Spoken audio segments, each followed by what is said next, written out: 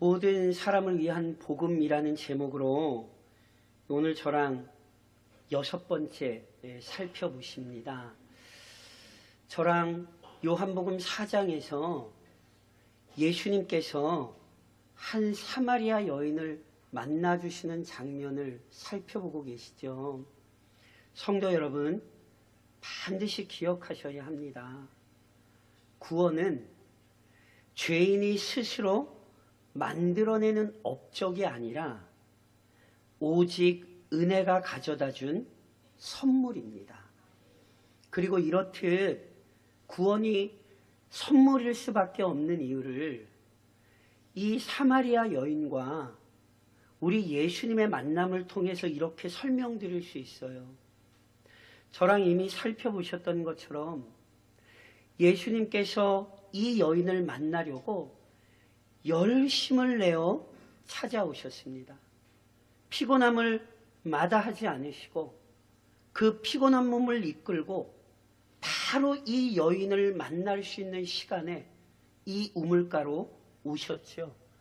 하지만 이 여인은 이 은혜로운 만남에 대해 전혀 예상하지 못했고요. 실은 생각해 본 적도 없어요. 그래서 실제로 이 여인의 영적 상태에 대해 예수님께서 이런 말씀을 하셨지요.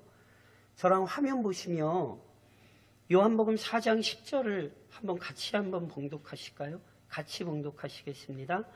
예수께서 대답하여 이르시되 내가 만일 하나님의 선물과 또 내게 물 좀 달라 하는 이가 누구인 줄 알았더라면 내가 그에게 구하였을 것이요 그가 생수를 내게 주었으리라. 이 말씀은요, 예수님께서 이 여인의 영적 상태를 말씀하신 거예요. 이 여인요, 하나님의 선물이 뭔지 몰라요. 그리고 예수님께서 그 하나님의 선물을 주실 수 있다는 것도 모르고 있지요. 이걸 영적 무지라고 얘기하는 거예요. 영적으로 깊은 어둠 속에 있는 거예요. 이게 전부가 아닙니다. 하나님의 선물이 뭔지도 모르고 예수님께서 그 선물을 주실 수 있다는 사실도 모르니 이 여인이 예수님을 만났지만 예수님께 하나님의 선물 또는 생수를 요청하지도 않지요. 지난 시간에 설명드렸듯이 하나님의 선물 또는 생수는 결국은 구원의 은혜를 얘기하는 거거든요. 그러니까 이 여인은 지금 자기의 구원을 얻기 위해 어떤 노력도 안 하는 상태, 더 정확히 얘기하면 못하는 상태예요. 영적으로 무지할 뿐 아니라 영적으로 무력하지요. 그런데 이처럼 영적으로 무지하고 무력한 모습은 이미 저랑 3장에서도 살펴보셨어요. 유대인이요, 바리새인이요, 유대인의 지도자였던 이스라엘의 선생이었던 사람이 니고데모인데 예수님께서 구약 성경에서 가르치셨던 거듭남에 대해 말씀하셨으나 알아듣지 못해요. 예수님을 랍비라고 어떤 면에 있어서는 높여 부른 것 같지만 예수님은 하늘 랍비가 아니거든요. 예수님은 구원자이시지. 놀랍게 이스라엘의 선생이 영적으로 무지해요. 그래서 예수님께서 거듭남에 대해 말씀하시고 모세가 광야에서 놋뱀을 든 것처럼 우리 예수님이 들리셔야 하고 그 모든 것이 하나님이 세상을 사랑하셔서 독생자를 주신 것이라 말씀하시는데도 니고데모가 예수님 앞에 엎드리는 장면이 나오지 않는다니까요. 니고데모 역시 영적으로 무지하고 그의 구원을 얻는 데 있어 무력해요. 그러니 지금 성경이 강조하는 내용이 뭔지 기억하셔야 돼요. 자, 앞서도 말씀드렸듯이 니고데모는 가장 탁월한 사람, 가장 고상한 사람이라고 얘기할 수 있어요. 반면에 사마리아 여인은 가장 부정한 사람, 가장 비천한 사람이라고 저희가 이해할 수 있거든요. 그러니까 보세요. 가장 고상한 사람으로부터 가장 부정한 사람에 이르기까지 인간은 모두 구원에 관해 무지하고 구원을 얻기에 무력합니다. 성경은 단지 이 두 사람이 아니라 이 두 사람을 내세워서 모든 인간의 비참한 현실을 우리에게 알려주는 거예요. 오늘 우리는 바로 이 성경의 메시지를 들어야 합니다. 그리고 이처럼 모든 인간이 영적으로 무지하고 무력한데 어찌 스스로 구원을 얻을 수 있겠습니까? 그래서 하나님께서 자기 아들 독생자 예수 그리스도를 내어주시는 거예요. 그의 아들 예수 그리스도의 죽음을 통하여 죄인의 구원을 이루어내시는 거죠. 그리고 이 구원을 실제로 이루시기 위해 지금 이 사건에서 알 수 있듯이 예수님께서 먼저 죄인을 찾아오시는 거예요.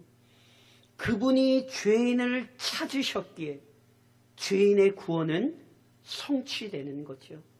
그런즉 하나님의 선물인 구원은요, 모든 죄인에게 복음, 즉 복된 소식일 수밖에 없는 것입니다. 그리고 교회는 이 사실을 알잖아요.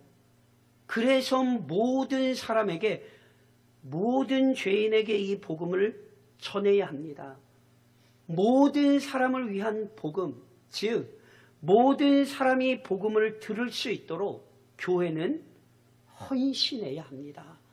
오늘도 우리는 이 영광스러운 진리 앞에 이 위대한 구속의 교리를 가슴에 새기고 한 주간을 살아야 하는 거죠.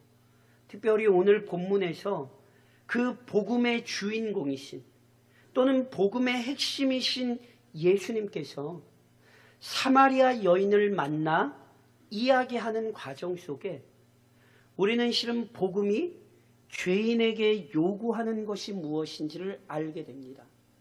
복음이 죄인을 어떤 방식으로 찾아오는가? 복음이 죄인에게 무엇을 보여주는가? 오늘 본문이 우리에게 가르쳐 주는 것입니다. 그러므로 먼저 기억하십시오. 복음은 죄를 드러내고 깨닫도록 촉구합니다. 예수님께서 여인과 대화하시며 여인의 영적 상태에 관해 말씀하시잖아요. 여인이 물 좀 달라는 예수님의 요구에 불쾌감을 드러내며 항변할 때 예수님은 이 여인이 영적으로 무지하며 무력하다는 사실을 알려주세요. 그렇다면 조금 더 생각해 볼까요? 도대체 왜 이 여인이 영적으로 무지하며 자기의 구원을 얻는데 무력하지요? 기억하셔야 돼요. 죄 때문입니다. 그 죄가 인간을 영적으로 무력하게 하며 무지하게 만드는 것이죠. 그래서 이제 예수님께서 바로 모든 문제의 근원인 죄를 드러내시는 거예요. 자, 이렇게 설명드릴 수 있어요. 예수님께서는 구약 성경에서 이미 선포되고 가르쳤던 표현대로 하나님께서 베풀어 주시는 구원을 하나님의 선물 또는 생수로 말씀하셨죠. 하지만 여인은 예수님께서 말씀하시는 생수를 우물에서 얻을 수 있는 물로 착각했어요. 그래서 예수님께서 어찌됐건 예수님이 주는 물을 마시면 영원히 목마르지 않다, 이런 말씀을 하시니까 이 여인은 진짜 금을 먹으면 진짜로 육신적으로 목마름이 없는 걸로 생각하고 믿져야 본전이다, 그렇게 생각하고 예수님께 오늘 본문 15절에 이렇게 얘기하는 거예요. 여자가 이르되 주여 그런 물을 내게 주사 목마르지도 않고 또 여기 물 기르러 오지도 않게 하옵소서. 여인은 계속해서 예수님께서 말씀하신 생수를 그냥 먹는 물로 생각하고 있다니까요. 그래서 예수님 주시는 물 먹으면 목마르지 않다고 하니까 다시는 물 기르러 안 나오게, 귀찮은 삶 살지 않게 그 물 좀 달라 지금 얘기하는 거예요. 그런데 그때 예수님께서 여인에게 이렇게 말씀하시죠. 저랑 화면 보시면 오늘 보면 16절입니다. 굉장히 중요한 말씀이죠. 저랑 한번 같이 한번 16절 읽으실까요? 이르시되 가서 내 남편을, 예수님 뭐라고 말씀하셨어요? 내 남편을 불러오라. 이 말씀, 이 여인에게 충격이었습니다. 왜냐하면 남편은 이 여인이 가장 감추고 싶은 부분이었기 때문에 그렇습니다. 그래서 이 여인이 당황해서요, 남편이 없다고 서둘러 둘러대는 거예요.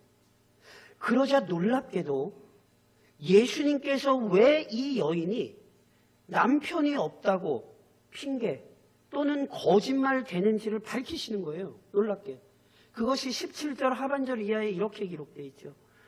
예수께서 이르시되 내가 남편이 없다 하는 말이 옳도다. 너에게 남편 5이 있었고 지금 있는 자도 내 남편이 아니니 내 말이 참되도다.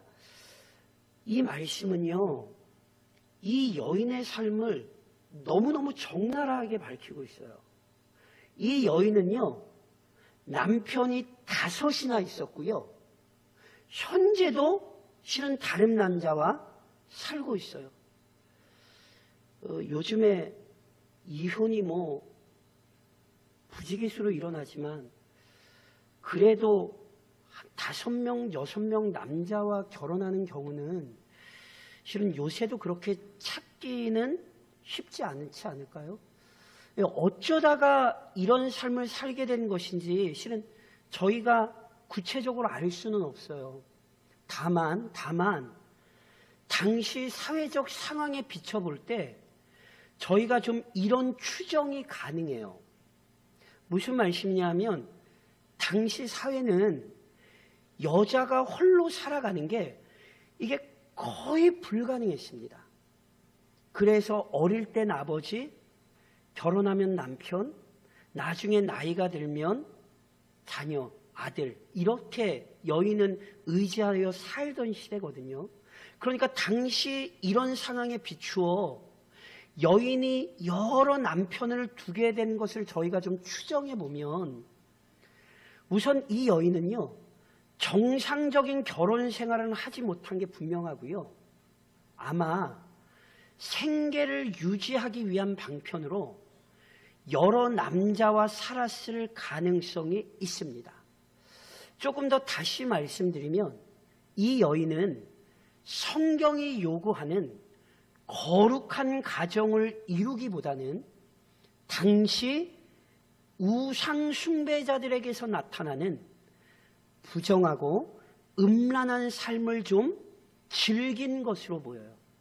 그러니까 한마디로 이 여인에겐 남편이란 추악한 욕망을 채우고 즐기는데 필요한 도구였던 거죠. 저희가 정확하진 않습니다만 요즘 언론에 굉장히 좀 소란스럽게 하는 사람이 있는데 남잔지 여잔지 그 사람 보니까 거짓으로 이 사람과 결혼하고 또 딴 사람과 결혼할 것처럼 해서 돈을 받아내고 이런 일을 했더라고요. 그러니까 딱 정확히 일치하진 않지만 이 여인 역시 거룩한 가정이 아니라 마음의 부정과 부패, 음란함에 이끌려 정상적이지 못한 삶을 살아왔던 거예요. 그래서 남편을 데려오자 말씀하시자 그 추악하고 부끄러운 죄악을 숨기려 남편 없는데요? 이렇게 얘기한 거죠. 그리고 실은요, 굳이 따지면 아까 말씀드렸잖아요. 이 여자가 정상적인 결혼 생활을 한 게 아니라, 합법적인 결혼 생활을 한 게 아니라 그냥 자기가 마음에 드는 남자를 만나 일시적으로 쾌락을 추구한 거거든요. 그러니까 실제로 법적으로 보면 남편이 없다는 말이 타당해요. 그래서 실제로 예수님께서 뭐라고 말씀하셨죠? 남편이 없다는 여인의 말, 네 말 참되다. 이렇게 예수님이 실은 말씀을 하신 거예요. 물론 예수님께서 이렇게 말씀하신 게 이 여인이 그간 살아온 삶을 용인하셨다거나 그 삶을 인정하셨다고 생각하시면 안 됩니다.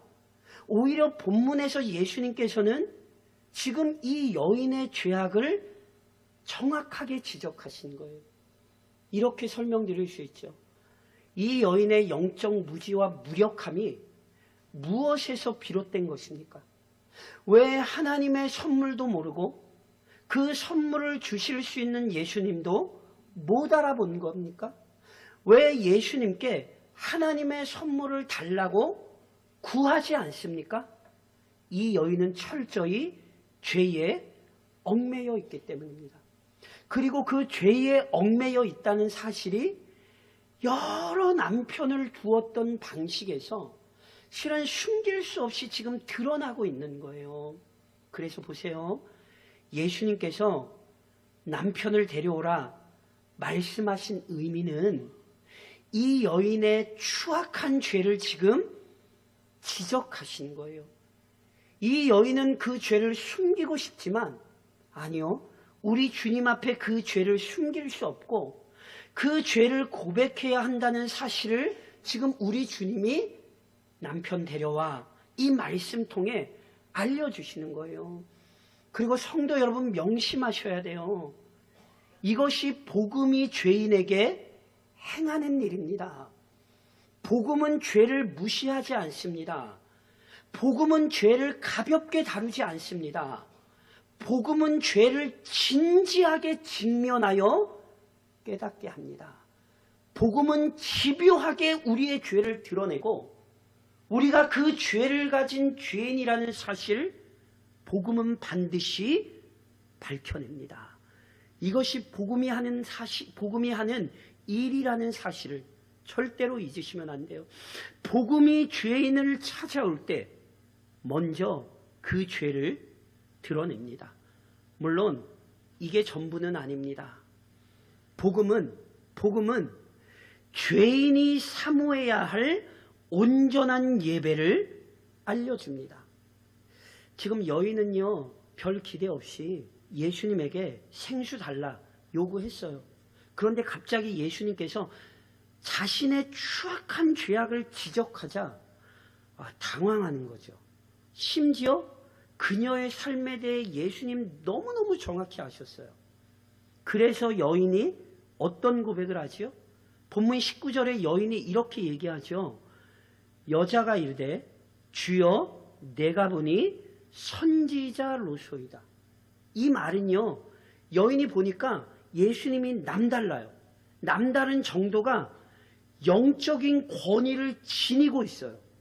그래서 이 여인이 이것을 깨닫기 시작하고는 그 여인의 마음속에 있던 깊은 질문, 조금 더 확장시키면 당시 사마리아인들과 유대인들 사이에 뜨거운 감자라고 할 수 있었던 문제를 질문합니다. 이것이 20절에 이렇게 기록이 되어 있죠. 저랑 같이 한번 읽으실까요? 이게 굉장히 신학적인 논쟁입니다. 저랑 같이 읽겠습니다.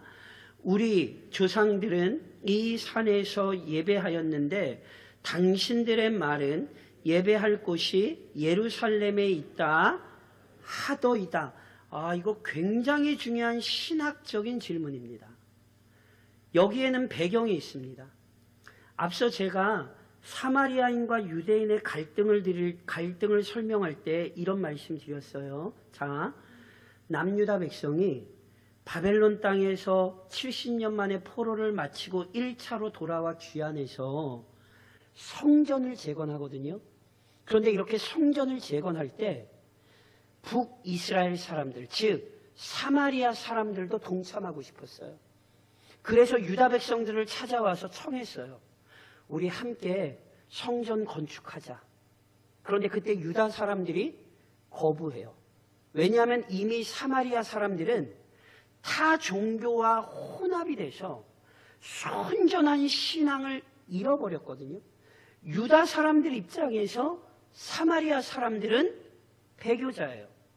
그래서 그들과 함께 할 수 없었던 거예요. 그래서 우리가 너희와 함께 성전을 지을 수 없어 거부했지요. 그러자 사마리아 사람들이 화가 났어요. 그래서 성전 건축을 가장 열심히 방해했던 사람들, 사마리아 사람들입니다. 그래서 악감정이 더 깊어진 거예요. 성전 건축만 방해한 게 아니에요. 사마리아 사람들 입장에서 화가 났어요. 그래서 어떡하냐면 독자적으로 이 사람들이 성전을 지어요. 우리 조상들은 이 산에서 예배하였는데 사마리아 사람들이 성전을 짓고 예배했던 산이 있어요. 그 산이 어딘지 아세요 혹시? 그리심산입니다. 그럼 왜 사마리아 사람들이 그리심산에 성전을 지었는가? 앞서 말씀드렸던 것처럼 유대 입장에서 보면 사마리아인들은 이단이거든요. 왜냐하면 사마리아인들은 구약 성경 전체를 받은 게 아니라 모세 오경만 정경으로 인정했고요. 그 모세 오경에 보면 모세가 이스라엘 백성에게 명령했던 것 중에 하나가 가나안 땅에 들어가면 백성들이 두 산에 나눠서서 한쪽은 그리심산에 한쪽은 에발산에 서서 축복의 말씀이 선포될 때에 그리심산에 있던 백성들이 아멘하고 저주의 말씀이 선포될 때에 에발산에 있던 백성들이 아멘하고 이걸 시켰거든요. 실제로 여호수아와 함께 이스라엘 백성이 가나안 땅에 들어와서 그 일을 했어요. 그래서 보세요. 모세 오경에 나온 산이 그리심산이에요. 근데 제가 지금 말씀드렸잖아요. 그때 산이 두 개예요. 그리심산과 에발산. 그런데 왜 하필이면 에발산에 짓죠? 축복이 선포될 때 아멘한 곳이 그리심산이고요. 저주가 선포될 때 아멘한 산이 에발산이거든요. 그러니까 왜 그리심산에 지은 것 같으세요? 저주는 싫어요. 축복만 받고 싶어요. 그래서 이단이에요. 그래서 유다 백성들이 인정을 안 하는 거예요. 하나님은 축복의 말씀만 선언하신 게 아니라 하나님은 저주의 말씀도 선언하셨으니 하나님의 백성들은 축복의 말씀만이 아니라 저주의 말씀도 받아야 되는데 자기들이 받고 싶은 말씀만 받은 거예요. 이게 이단입니다. 그래서요, 유다 백성들 입장에서는 이게 너무너무 화가 나요. 왜냐하면 성전은 어디에 있어야 돼요? 예루살렘에 있어야 되거든요. 그래서 실제로 이후에 유다 사람들이요, 이 그리심산에 세워진 성전을 무너뜨려 버려요. 그래서 그렇지 않아도 안 좋은 감정이 더 안 좋아졌을 뿐 아니라 이 신학적인 논쟁도 계속되는 거예요. 사마리아 사람들은 그리심산에서 예배해야 된다. 유다 사람들은 예루살렘에서 예배해야 된다. 사마리아 여인이 물은 거예요. 예수님 도대체 어디에서 예배하는 게 맞냐고. 그때 예수님이 뭐라고 답변했습니까? 저랑 화면 보시며 21절 같이 한번 읽으실까요? 같이 읽겠습니다. 예수께서 이르시되 여자여 내 말을 믿으라. 이 산에서도 말고 예루살렘에서도 말고 너희가 아버지께 예배할 때가 이르리라. 보세요. 여인은 물었어요. 예수님, 그리심산에서 예배해야 돼요? 아니면 예루살렘에서 예배해야 돼요? 그랬더니 예수님께서 여자여, 내 말 믿고 내 말대로 해야 돼? 이 산에서도 말고 그리심산에서도 말고 예루살렘에서도 말고 너희가 아버지께 예배할 때가 이를 거야. 이 말씀이 무슨 얘기인지 아시겠어요? 어디에서 예배해야 되는가를 물었더니 어디에서 예배해야 된다라고 말씀하시질 않아요. 어디에서 예배하느냐가 중요한 게 아니래요. 예수님은 지금 뭐가 중요하대요? 너희가 아버지께 예배할 때가 이르리라. 어디에서 예배하느냐가 중요한 게 아니라 아버지께 예배하는 게 중요한 거예요. 그리고 이와 관련해 22절이 이어지는 거예요. 저랑 화면 보시면 22절 같이 한번 봉독하실까요? 같이 봉독하시겠습니다. 너희는 알지 못하는 것을 예배하고 우리는 아는 것을 예배하노니 이는 구원이 유대인에게서 남이라. 자, 이 구절 역시 좀 논쟁이 있어요. 너희와 우리가 누구를 의미하는지에 대한 논쟁이 있는데 저는 이건 설명을 좀 안 드리려고 그래요. 분명한 것은 이거예요. 우리는 아는 것을 예배한다. 하나님을 올바르게 예배하는 자들이 있어요. 반면에 너희는 알지 못하는 것을 예배한다. 하나님을 올바르게 예배하지 못하는 자들이 있어요. 자, 하나님을 올바르게 예배하는 자들이 있고 하나님을 올바르게 예배하지 못하는 자들이 있어요. 그러면 도대체 누가 하나님을 올바르게 예배하는 것인지 확인할 수 있죠? 이는 구원이 유대인에게서 남이라. 이 말씀은 하나님께서 죄인들에게 약속하신 구원자가 유다지파 다윗의 후손으로 오신다는 사실을 말씀한 것으로 보여요. 그러니까 보세요. 제가 다시 이렇게 정리해서 설명드릴까요? 어디에서 예배하느냐가 중요한 게 아니라 하나님을 예배하는 것이 중요해요. 그렇다면 어떻게 해야 하나님을 올바르게 예배할 수 있어요? 하나님께서 약속하신 대로 다윗의 후손으로 오신 구원자를 통해서만 하나님을 예배할 수 있는 거예요. 마치 하나님께서 정하신 대로 희생제물을 드릴 때 그것이 참된 제사가 될 수 있듯이 오직 하나님께서 정하신 구원자를 의지할 때 그 예배가 참된 예배가 될 수 있는 거예요. 그래서 성도 여러분, 복음이 무엇이죠? 복음은 바로 우리에게 이 구원자를 알려주어 온전한 예배로 이끌어주는 복된 소식입니다. 기억하셔야 돼요. 앞서 설명드렸던 것처럼 복음은 단지 죄를 들추어내요. 죄인을 괴롭게 만들려는 게 아니에요. 왜 죄인의 죄를 들추어내죠? 그 죄를 깨닫고 그 죄를 이해하여 그 죄를 해결하실 수 있는 하나님의 아들에게로 인도하기 위해서예요.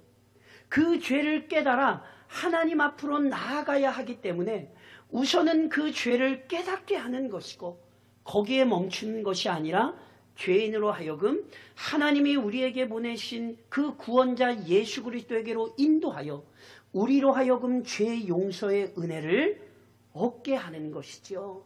이것이 복음이 인간을 찾아올 때, 복음이 죄인을 찾아올 때 일어나는 놀라운 역사입니다.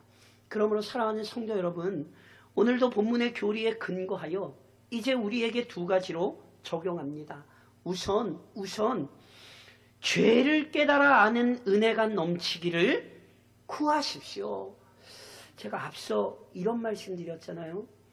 예수님께서 유대를 떠나 사마리아로 가신 이유는 예수님을 거부하는 자들에게 구원이 없고 오직 주권적인 은혜로만 구원이 성취된다는 사실을 보여주기 위해서였어요.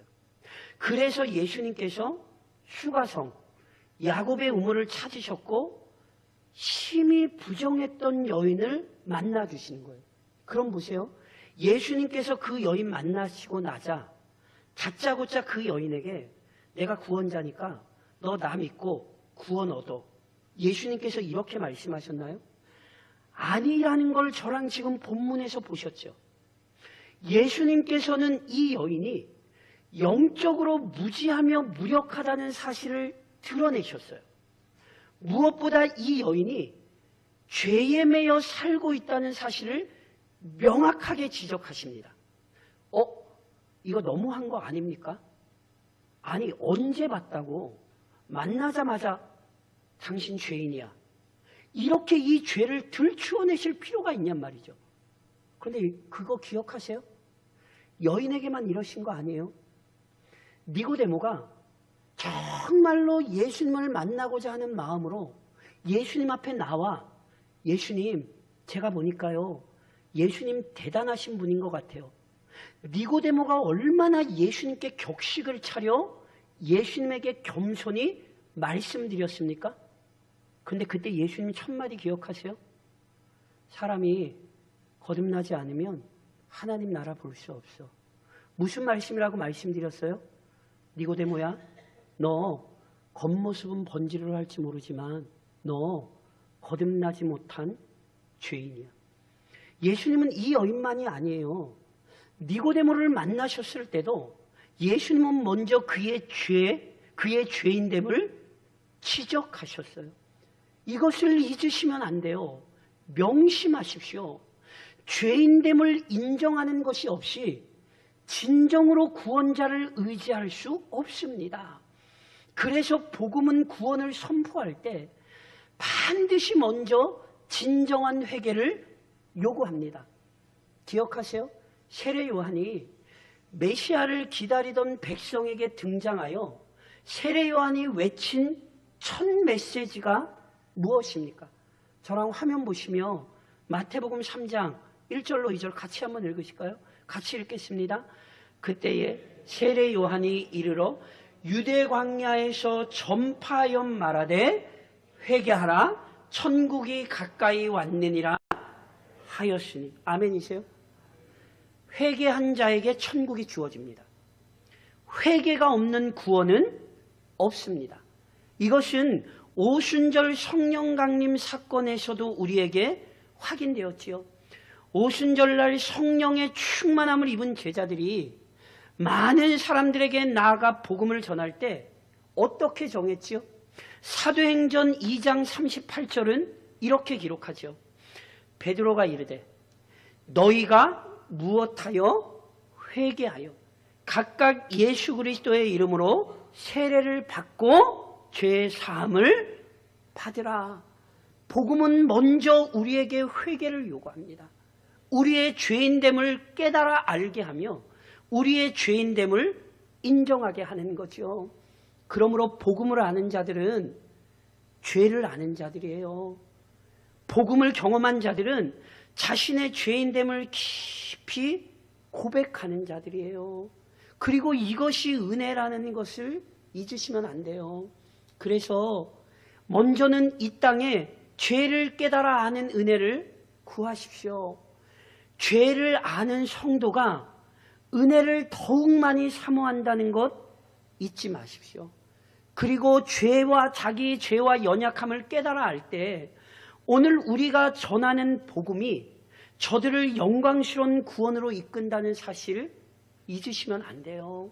그래서 먼저 죄에 대한 이해가 우리에게 있기를 간구하셔야 되는 거예요. 물론 이것이 전부가 아닙니다. 동시에 계속하여 복음을 들려 주십시오. 예수님은 하나님과 동등하신 하나님의 아들이십니다.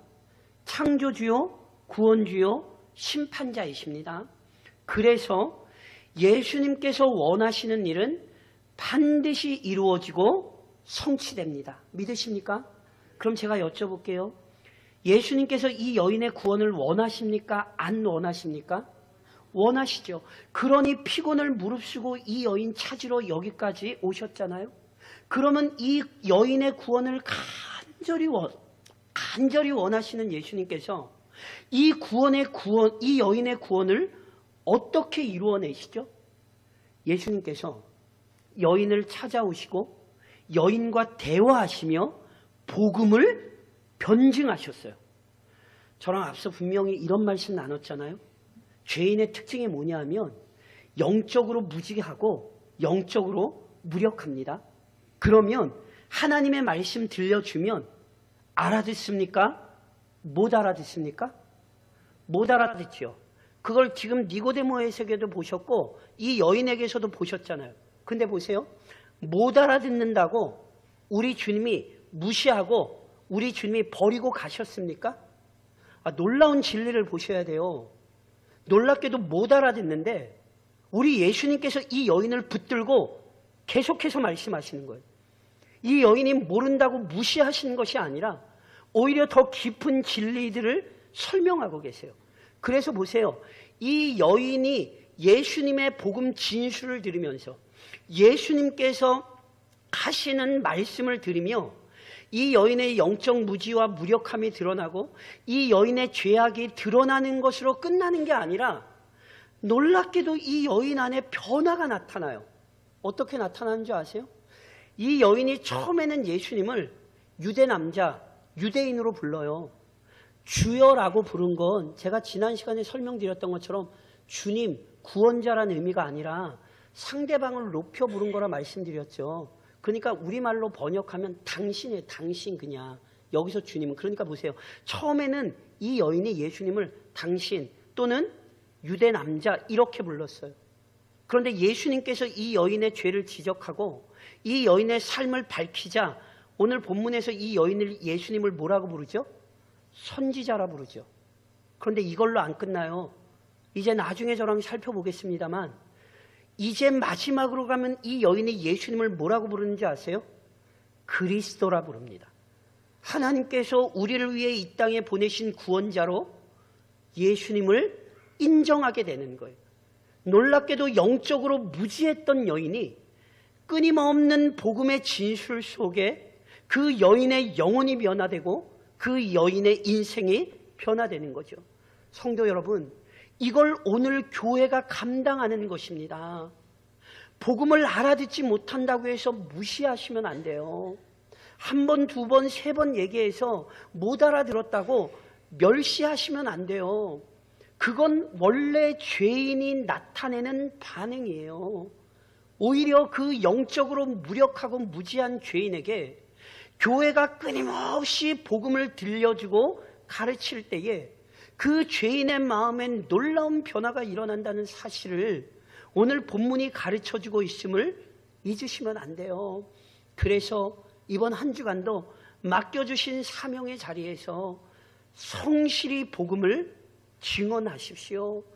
열심으로 하나님의 말씀을 들려주십시오. 그때 믿음 안에서 무너진 자들, 연약했던 성도들의 신앙이 견고해질 수 있고요. 믿지 못하고 복음을 거부하던 자들마저 하나님께서 작정하신 때에 회개하고 돌아올 것입니다. 그러니 계속 복음을 들려주십시오. 그래서 이번 한 주간도 우리 교인들이 있는 그곳에서 영혼을 얻기 위한 이 계속된 복음 증거의 사역이 일어나는 귀한 한 주간이 좀 될 수 있기를 지금도 우리를 붙들고 사용하시는 우리 주님의 이름으로 권면드립니다.